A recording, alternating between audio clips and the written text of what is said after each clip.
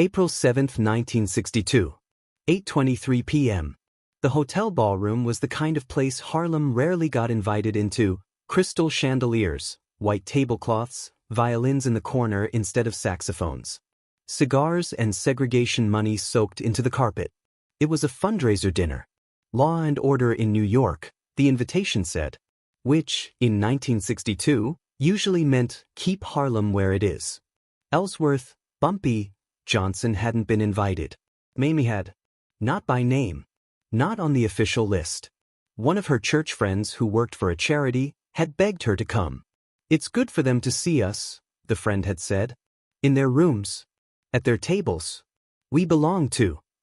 So Mamie put on a dress that didn't apologize for anything, pinned on her earrings, and walked into a room that wasn't built for her. She moved through it like a woman who understood two things at once. They did not want her there. And they could not stop her being there. At the far end of the room, a U.S. Senator held court. Senator Thomas Whitfield. Southern accent polished just enough to make people forget where it came from. White hair, perfect tie knot, handshake that smelled like power and old money. On paper, he represented another state. In reality, his money and his influence reached straight into New York's police unions, development deals, and backroom donations. To most people in that ballroom, he was a champion of order. To Harlem, he was a problem in an expensive suit. He noticed Mamie when she crossed the floor. Not because she was loud. Because she carried herself like she wasn't supposed to be impressed by any of it. His aide leaned in, murmuring something. Whitfield's eyes sharpened. That's Johnson's woman? He drawled softly. Yes, sir, the aide replied. Locals say she's Bumpy's wife. Whitfield took a slow drink, thinking. Imagine that, he mused. A woman like that chained to an asterisk grow gangster. The slur slid out of his mouth smooth as butter. Shame. He watched her laugh with her friend at the hors d'oeuvres table. Watched the way men's eyes followed her without fully understanding why. She's got poise, he said. Real poise. The aide shifted uncomfortably. We should be careful, sir. He's well-connected. Whitfield smiled lazily. Everyone's for sale, he said. Even queens, who forgot they're still in the gutter. He set his glass down and straightened his jacket. Introduce us, he said. The aide hesitated. Senator, with all respect. Now, Whitfield repeated. The aide obeyed. Men like that always did. At 8:41 p.m., the aide arrived at Mamie's elbow. Mrs. Johnson? He asked. Senator Whitfield would be honored if you joined his table for a moment. Mamie's church friend squeezed her hand under the tablecloth. You don't have to, she whispered. Mamie smiled slightly. I know, she said, but I want to see what honor sounds like tonight. She followed the aide. Whitfield stood as she approached, all old-world manners. Mrs. Johnson, he said, voice smooth. Thank you for gracing us this evening. Senator, Mamie said, giving a small nod. Thank you for letting me through the door. He chuckled. Any citizen is welcome through my door, he lied. They exchanged a few pleasantries. Weather. The city. Your husband is in business, I hear, he said, like it was a curiosity, not a threat. I hear you are too, she replied. The men around the table smiled nervously. Whitfield studied her face. You're wasted up there, he said quietly, just for her. In Harlem. On him. Her spine stiffened. I don't feel wasted, she replied. He leaned in a little. I could change your life, he murmured. Get you out of that environment. Give you what you deserve. And what do you think I deserve, Senator? She asked. He held her gaze for a calculated second. I think, he said slowly, a woman like you shouldn't be tied to street filth. I think you should be someplace clean. Someplace where your children's father isn't on the wrong side of every file in the Justice Department. He smiled. I think you should let someone else buy out your contract, so to speak. Mamie's jaw clenched so hard her teeth almost cracked. Excuse me, she asked. Whitfield swirled the liquid in his glass, using the motion to hide his next words from anyone not inches away. $100,000, he said softly. Quiet. For you. We'll find you a real house. real staff, a real life, away from Harlem. He let the word hang like it was dirty. Consider it a transfer, he added. You sell a building, you sell a business, you sell arrangements. This is no different. Mamie held herself perfectly still. Your wife, she said. Does she know you make these kinds of arrangements? Whitfield smiled wider. Mrs. Whitfield understands how the world works, he said. She knows men of my position have discretion. He sat back, voice slipping back into its public volume. Think about it, he said, now loud enough to sound like they were talking about charities. 100,000. A new life. Away from danger. Mamie stared at him for a long moment. Then she smiled. A small, polite, perfectly controlled smile that did not reach her eyes. I'll think about it, she said. And she walked away before the room could see her hands shake. By 9:30 p.m., she was in the back of a car headed north, eyes fixed on the blur of streetlights, Whitfield's words replaying like poison. 100,000. Buy out your contract. He's street filth. She swallowed hard. There was only one person on earth she could say the next sentence to and fully trust the answer. When she walked into their apartment, Bumpy was at the table going through paperwork, reading glasses low on his nose. He looked up, saw her face, took off the glasses. What happened? He asked. She took a breath. A senator tried to buy me tonight, she said. Bumpy listened without interrupting. He didn't pace, didn't swear, didn't slam his fist. He let Mamie tell it exactly the way it happened. The hotel, the room, the introduction, the offer, the number. When she'd finished, there was a long, dangerous quiet. That's not just disrespect, he said finally. That's policy. Mamie nodded. It's how he sees the world, she said. Buildings, votes, women, black folks. Everything's property. You either own or get owned. Bumpy sat back, eyes on some point beyond the wall. Senator Thomas Whitfield was not a small man. He chaired committees. He funded campaigns. He shook hands with judges. He could pick up a phone and ruin lives with a sentence. Bumpy had never been afraid of such men. But he respected the damage they could do. He also understood something Whitfield clearly did not. Some people in Harlem could be bought. His wife was not one of them. You want me to kill him? Bumpy asked, voice flat, like he was asking if she wanted tea. Mamie didn't flinch. No, she said. You kill him, they send 2 more. Men just like him. Maybe worse. What does that fix? Bumpy nodded. She was right. So what do you want? He asked. She looked him dead in the eye. I want him to feel what it's like when someone puts a price on his family, she said. I want him to understand that his money stops at his front door. He nodded slowly. You want me to scare his wife, he said. No, Mamie said. I want you to buy her. On paper. The way he tried to buy me. He frowned. How? He asked. I don't run auctions. She smiled, humorless. No, she said. You run Harlem.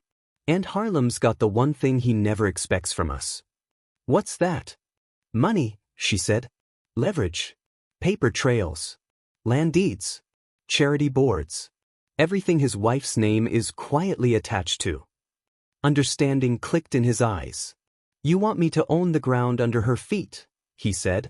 And then let him know, Mamie replied, that I could pick her life apart the way he thought he could pick mine. Bumpy was quiet for a very long moment. Then he stood, walked to the small bar cart in the corner, poured a drink and didn't touch it. Call Junie, he said. By midnight, 4 men sat in Bumpy's office above Small's Paradise. Junie, the fixer. The woman who knew every tenant association, church committee, and quiet boardroom where black New Yorkers were present but not seen. Mr. Feldman, the lawyer whose real education didn't come from law school. And Detective Murphy, a cop who knew too many upstanding names had dirtier hands than the men he arrested. Bumpy laid it out with the efficiency of a man assembling a weapon. The senator tried to buy my wife for $100,000, he said. He thinks we're his rentals. He thinks nothing up here has paperwork smart enough to touch him back. Feldman whistled softly. That's brazen, he said. It's stupid, Junie corrected. Bumpy pointed at Feldman. I want everything with Mrs. Whitfield's name on it, he said. Every charity board, every foundation, every building she co-owns, for tax reasons. Then at Ella. Find me every black maid, cook, driver, and secretary that works in that house or any business tied to them. Then at Murphy.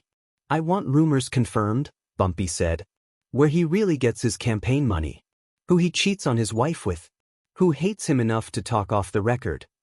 He sat back. In 3 days, Bumpy said, I'm going to make that man understand something. You cannot put a price on my wife's dignity without learning that my pockets are deeper than you think, and my reach is longer than your title. Section 3. How Bumpy Bought a Senator's Wife. Behind every powerful man, there's paperwork. Behind every senator, there's a trail of it. By day 2, Feldman had a folder the thickness of a phone book. Mrs. Eleanor Whitfield. On public paper, she was a gracious Southern lady, smiling in pearls at fundraisers, handing oversized checks to hospitals, presiding over ladies' committees. In the documents Feldman pulled, she was something more useful. Co-owner of 3 shell corporations that held rental properties in black neighborhoods. Board member of a non-profit that funneled campaign money from questionable donors. Silent partner in a hotel project uptown that needed black faces for PR and white faces for checks. Ella brought names and stories. The senator's wife goes to church twice a month in a black neighborhood, she said. Photo ops. She's got a ladies' literacy program she funds. Looks good in the papers. Who runs it day to day? Bumpy asked. Black women, Ella said. Underpaid. Undercredited. Doing all the work while she takes all the bows. Murphy brought the other side.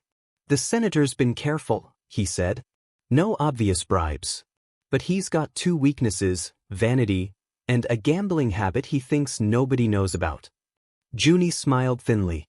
We can work with vanity and gambling, he said. They built the play like a puzzle. First, Bumpy quietly paid off a chunk of the senator's private debt by buying it from the wrong people. A gambling marker held by a mid-level mob associate in Jersey changed hands in a smoke-filled room. They didn't tell Whitfield. Not yet. Then, through a cutout company, Bumpy made a substantial donation to Mrs. Whitfield's Literacy Foundation. Enough that her board pushed it through fast. Enough that her name went on a plaque in a Harlem church basement. The check cleared. The senator never asked where it came from. Men like him rarely looked too hard at money flowing in their favor. By day 3, Bumpy owned a piece of nearly everything that made the Whitfield household feel secure. Their pet charity. A portion of their rental portfolio. A gambling debt with a due date. He didn't control it absolutely. He controlled it enough. That's all he ever needed. On April 11, 1962, at 7:58 p.m., Senator Whitfield attended another small event. This time in his comfort zone, a wood-paneled private club downtown. He took his usual seat at the bar. The bartender placed his drink in front of him without asking, the ritual practiced. Then the bartender nodded toward a corner booth. Gentleman over there asked if he could have a word, he said. Whitfield glanced over. Bumpy Johnson sat alone in the booth. No entourage. No hat. Just a man who seemed unbothered by expensive oak and oil paintings of dead white men. Whitfield's jaw tightened. He picked up his drink and walked over. Mr. Johnson, he said slowly, this club is for members only. Doorman didn't stop me, Bumpy said. Funny how that works when you look like you belong. Whitfield slid into the opposite seat. What do you want? He asked. Bumpy opened the folder. No guns. No threats. Paper. He slid one document across. Your wife's literacy foundation, Bumpy said. Congratulations. It's finally fully funded. Mostly by me. Whitfield frowned, scanned the page. What is this? He asked. Records, Bumpy replied. Of my company's donation to her board. Of the positions my people now hold on that board. Of the clauses that give us veto power over which projects get money. He slid another document. Another congratulations, Bumpy said, on your successful real estate holdings. I own 10% of 2 of your shells now. Through intermediaries, of course. Wouldn't want to embarrass you. He slid a third sheet. And this, he said, is the gambling marker you thought you had 6 more months to pay. The one held by a man whose name I wiped off the top and replaced with mine. Whitfield's face had gone stony. You think this scares me? He said. No, Bumpy replied. I think it educates you. He leaned in. You came to my wife with money, he said. You put a price on her like she was a building, a business, a girl on a corner. You thought we were still in 1862, not 1962. Whitfield's hands clenched under the table. What are you going to do? He asked. Blackmail me? Expose me? Bumpy shook his head. Those are white man games, he said. I play Harlem games. He let that sink in. Here's my offer, Bumpy said. I own enough of your world right now to hurt your wife's friends, your reputation, your donors. I could tear her projects apart. I could let your gambling debts leak. I could make every sermon in Harlem say your name with a different tone. He paused. I'm not going to do that, if you learn your lesson. Whitfield's jaw tightened. Which is, he asked. You never, ever put a price on my wife or any black woman in my neighborhood again, Bumpy said. You don't come to Harlem unless you're invited. You don't call my people property in a room where my money paid for the chairs. Whitfield scoffed. And if I say no? Bumpy tapped the folder. Then I tighten this, he said. I cut off your wife's funding until she has to crawl to newspapers for sympathy. I call in your marker publicly. I whisper to your political enemies that you're weak with debt and sloppy with your side business in black housing. He sat back. And I make sure every Sunday school teacher you use for photo ops knows exactly what you offered my wife for $100,000. The senator stared at the folder like it contained a live snake. You wouldn't dare, he said. Bumpy's smile was all teeth. Your mistake, he said, was assuming I'd be embarrassed to admit my wife turned you down. I'm not. I'm proud. He slid one final paper across. A photograph. Mrs. Whitfield, smiling in church, standing next to a new plaque. Whitfield Literacy Center, in partnership with Johnson Community Fund. Whitfield picked it up, color draining from his face. You bought my wife? Bumpy said quietly. On paper. On walls. In basements filled with black children learning to read. Every time she stands next to that sign, she stands next to my name. He let that land. I didn't touch her, he said. Didn't threaten her. Didn't disrespect her. I gave her more than you ever offered my wife. He finished his drink and stood. Difference between us, Senator, Bumpy said, is I use money to build my people up. You tried to use it to tear my home apart. That won't happen again. He looked down at Whitfield. Your move, he said. Walk carefully. And he left the club the same way he'd walked in. Like he belonged there. Senator Whitfield didn't lose his seat that year. Men like him rarely do over one mistake. But something changed. Quietly. He stopped showing up in Harlem for optics. He declined invitations to black churches, citing scheduling conflicts. His wife still ran her literacy foundation, but now every check, every newsletter, every plaque carried a shadow, the knowledge that a Harlem man's money and name helped hold it up. She started asking more questions about where their wealth came from. He didn't like those questions. Downtown, the political class whispered, Whitfield owes money. Whitfield got outplayed by a Harlem gangster. Whitfield's wife is taking pictures in front of a Johnson plaque. Whitfield survived. He kept voting, kept making speeches about values. But whenever someone suggested he take a harder line on those Harlem people, he hesitated just a fraction. Remembering a folder. Remembering a man who could buy pieces of his life without ever wanting to own him. Back in Harlem, Mamie didn't brag. She didn't need to. She knew what had been offered. She knew what had been refused. She knew what her husband had done with that insult. Her friends at church reacted the way Harlem always did, with stories. One of those senators tried to buy Mamie. Someone said over coffee. Bumpy bought his wife's charity instead, another replied with a grin. Bought his what? Her charity, her buildings, her reputation, just enough pieces so every time she gets praised, a little bit of that light hits us, too. They laughed. But underneath the laughter was something heavier. Relief. Because in a world where black women's bodies and futures had been treated like property for centuries, hearing that a rich white man had finally been taught he could not put a price on one of theirs. That meant something. Kids who passed the plaque in that church basement didn't know the whole story. They just knew two names on the wall. Whitfield and Johnson. Side by side. As if they belonged together. Years later, someone would ask Mamie if it had been worth it, letting her husband wade into all that mess, poke at a senator, stir up papers and debts. She'd say the same thing she'd said that night at the Vanity, taking off her earrings after a long, ugly dinner. He thought I was for sale, she'd say. Now he knows I'm not. And then maybe she'd add, and he knows if he ever forgets, there's a whole neighborhood ready to remind him. If this story about a price tag, a senator, and a wife who refused to be bought gave you something to think about, hit like so more people hear it. Subscribe for more untold Harlem legends. And tell me in the comments, what's the real power move here? Buying a man's wife? Or buying the ground under her feet and choosing not to use it against her?